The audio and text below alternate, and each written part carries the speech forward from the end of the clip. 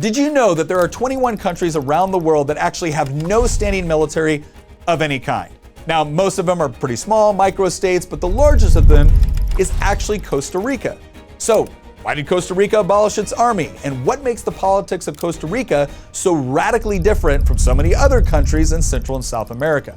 Well, in order to answer that question, we have to go back in time to the end of the Spanish Empire in Latin America during the 19th century. Since gaining independence from the Spanish, many Central and South American countries have struggled with political instability. And for many of these countries of the last 200 years, the source of a lot of that instability has actually been found in their own militaries. Consider this fact. Between the end of the Latin American Wars of Independence in the 1820s and the end of World War II, there were more than 50 coups across Central and South America. Now, many of them succeeded, and virtually all of them were launched or supported in some manner by their own militaries. In Bolivia alone, it was over 20 coups. And just like virtually all of its neighbors in the region, Costa Rica was not immune to the political instability of the late 1800s and early 1900s. Between 1842 and 1917, the country experienced 4 coups of its own. Now, this history of political instability would last all the way to 1948, when a 44-day-long civil war was fought over a disputed presidential election.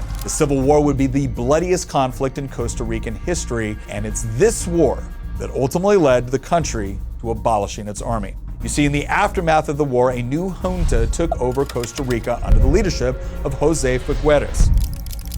But rather than continue the cycle of violence all over again, like in so many other Latin American countries, this one was different. Instead of establishing a military dictatorship or some sort of new cult of personality, Figueres called for fresh elections and a rewriting of the country's constitution. These reforms eventually led to the adoption of Article 12 of the Constitution, which states in part that the army, as a permanent institution, is abolished. Now, after just 18 months, the junta was dissolved, and Figueres handed power over to the very man who won the contested 1948 election in the first place. And ever since then, Costa Rica has enjoyed free and fair elections and peaceful transitions of power. And the results speak for themselves, because unlike some of their neighbors like Bolivia, they've had another dozen coups since 1948, while Costa Rica hasn't suffered one. Now, obviously, not every nation can or should abolish its military. But what makes the situation in Costa Rica so unique is not the abolishing of its army per se,